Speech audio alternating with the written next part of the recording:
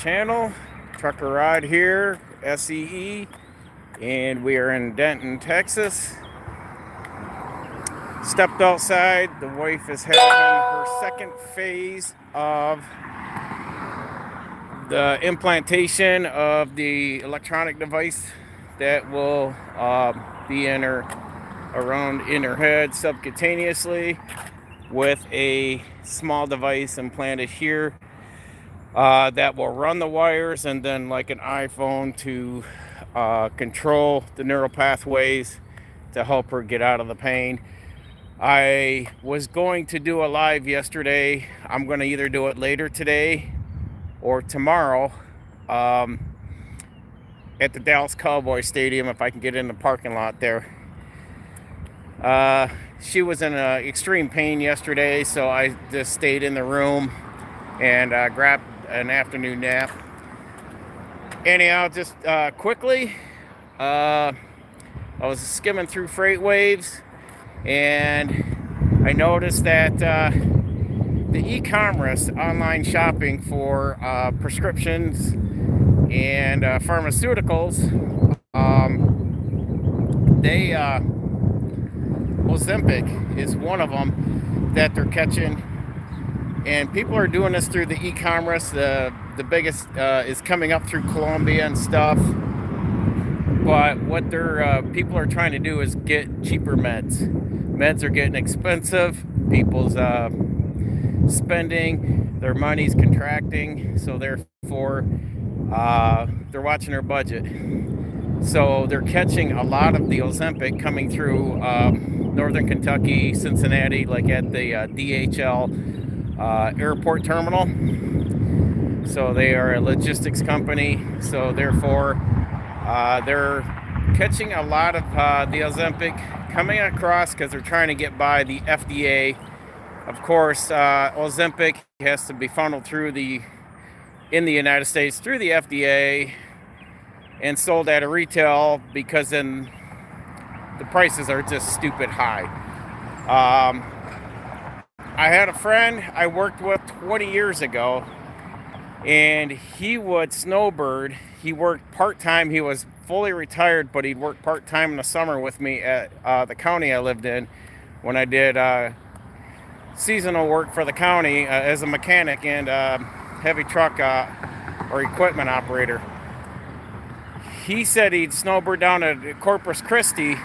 What they would do is go over, walk across the bridge, and buy his Coumadin and other meds he needed, and it was pennies on the dollar in Mexico for the same meds as he could get on the United States. The United States is for a profit on the pharmaceuticals, therefore it's very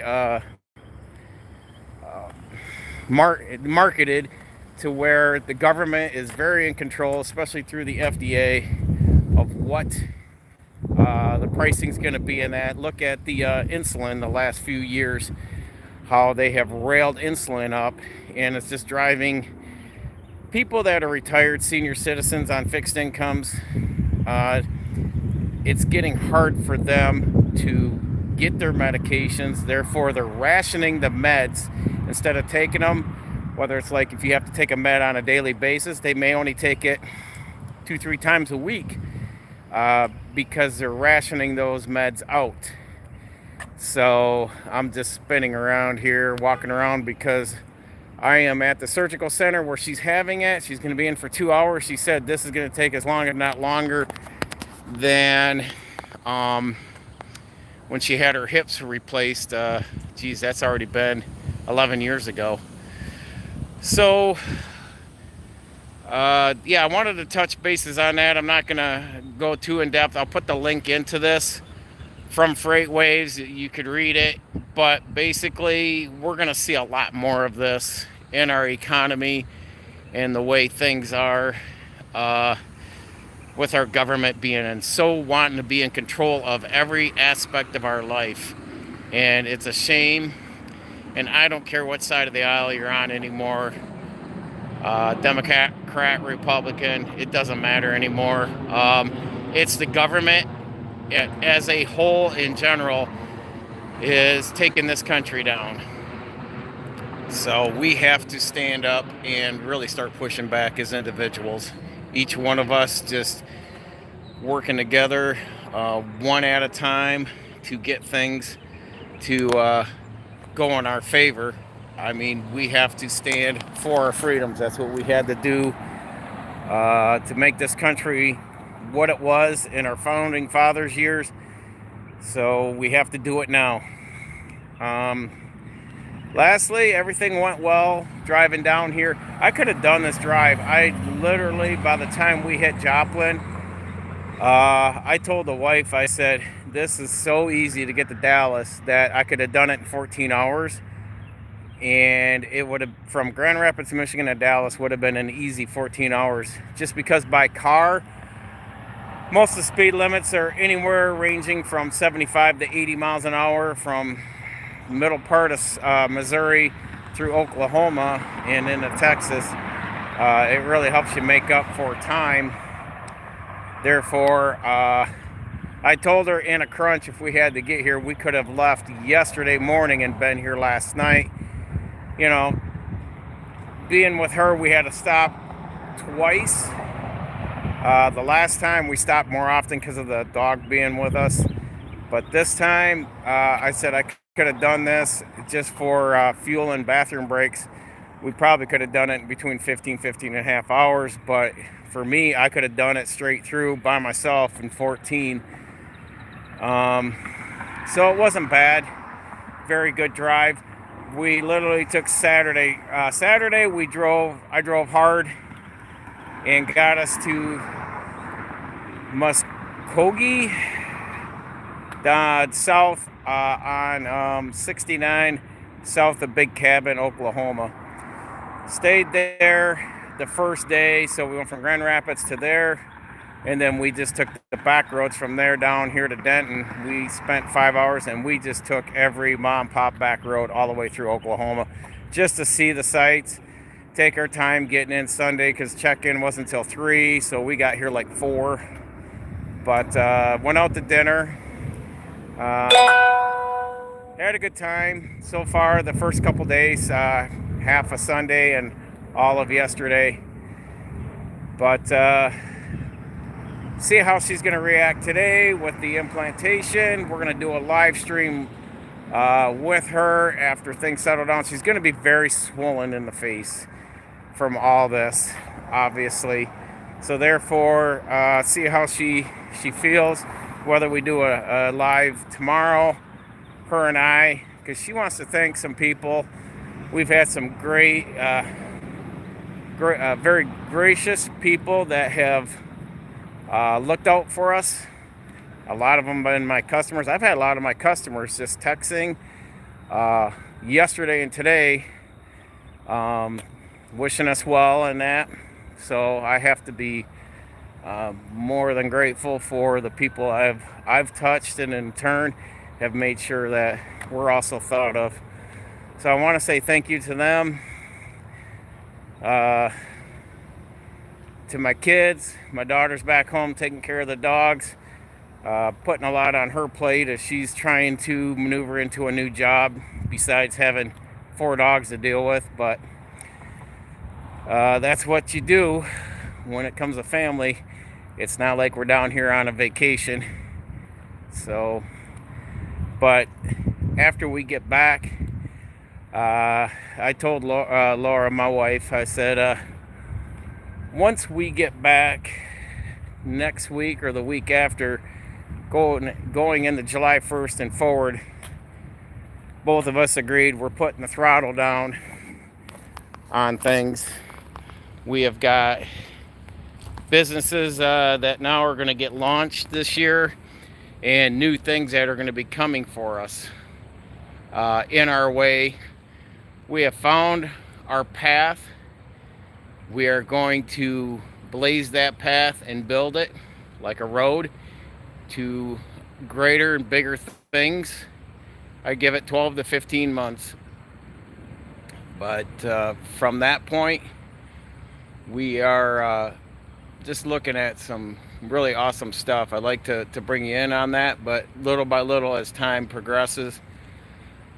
Outside of that, I'm just out here enjoying the day. I came out, I had to delay this live stream a little bit to flight care was taking off and winding up their helicopter next door. So I'm in the medical district on Colorado Boulevard here in Denton. But the hotel we're staying at this time, it's got a full kitchen, stovetop, full-size refrigerator, dishwasher, the whole kabang. So I'm making her dinner later tonight because she's going to be iced up with the swelling from all this.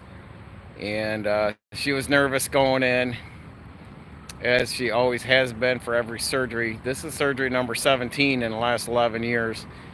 I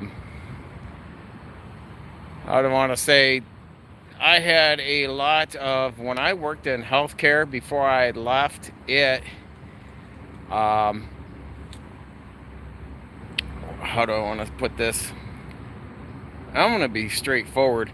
I had a lot of, when I worked in the hospital, in the cath lab and in the non-invasive cardiac center, a lot of people thought I was foolish for marrying my wife, thought it was just an honorable thing, but it was stupid. And they also thought that she was faking having her hips replaced. This coming from doctors and healthcare workers, let alone I didn't have healthcare workers that had my back when they needed time off. And I literally had to pull FMLA, Family Medical Leave Act, to get that time off. And I told her, I said, this is why I never wanted to work for a company. This is why I want to be in control of my life. The trucking side, though, that was healthcare. But this trucking side, I want to say just thanks to, from the CEO down to my boss and the other boss, the assistant manager. I'm not going to throw names out here, but they have said, you know, what do you need to make sure she gets taken care of? They've known my travels because most of her surgeries have been under the trucking watch. The first ones were, the first two were under when I was working in healthcare. But they've been more than helpful. I've had saved up vacations, so I don't have to use FMLA. She should be about 80% recovered by the time I get back in the truck Sunday. So this has been a blessing. And this is where I always said I would never, because of the experience I had in the past, I would never step back into that healthcare realm again, because the way when I needed help when my wife was in a wheelchair and I just didn't get it from the coworkers, so I say piss on it. And when she was coming out of recovery and her last hip replacement, I literally drew up my walk-in papers, my notice. I just went in while I was still under Family Medical Leave Act. And I quit. I literally hung myself out there and just quit. And I just said, you know what? I'm done with that crap. So I was happy to leave there. And now that, you know, I've been back in trucking, September will be 10 years back in. From the first 12 years I was in, from 88 to 2000 and beginning of 2001. So I'm going to be moving forward on bigger things. We can't wait to get back and get those going. I got to do some computer work today when we get back at the hotel. Then I'm going to try to step out to the Cowboy Stadium as long as the weather holds up. It was very overcast earlier, so I am surprised. Take a pan around here. It's always slow flipping. But yeah, blue skies today, somewhat. They've been breaking up, so it's more blue than what it appears. But I'm in the medical district here, and Thursday morning we have to go downtown Dallas for the post-op, and then we'll get on the road Thursday. We'll be home Friday. Been putting in some quotes on auto detailing, so some of those have been coming through while we've hit the road Saturday. I expect a lot more of that to ramp up in July. Like I said, I've already got some I've delayed for a couple months while we're working through all this down here. But for the most part, I appreciate everyone that has dropped in and continuing following the channel. Not a lot of trucking stuff today. Like I said, the big thing is right now our government is basically just really railing on the Ozempic is the big one, but there's also other pharmaceuticals that are coming in through e-commerce, where people are buying their meds online, trying to save a lot more money than buying them down at the local pharmacy. Therefore, like I said in the example, if you live near the Mexican border, you could go across the Mexican border and get your meds for pennies on the dollar than what you can at the local pharmacies. And that's just the for-profit in this country, and how the pharmaceutical companies have really railed the individuals, the citizens here. Like I said, the big one that really rattled everyone's cage was the insulin uptick a few years ago on the pricing there. So now they're catching them coming through, being shipped in. So it's always going to be an epidemic, no matter what level, whether it's illegal drugs or if it's pharmaceuticals that are necessary. But other than that, we will try to get to the Cowboy Stadium at the parking lot. I'm going to check that out. If I can at least shoot it from the backdrop, that's what I'll do. And we only have tomorrow for recovery, and then Thursday back at the doctor's, and then on the road. And I'm just looking forward to getting back home and getting things ramped up and going, and moving forward with our lives. Like I said, this implantation's changing the trajectory of not only our marriage, but where we go from here as far as living, making money. So things are looking up. We're very excited to see what comes of it later. So I will check in with you folks later today. If I don't make it to the stadium, maybe tomorrow, or tomorrow for sure. But we'll at least check in later tonight or in the evening. So until next time, folks, stay safe, continuing educating yourself.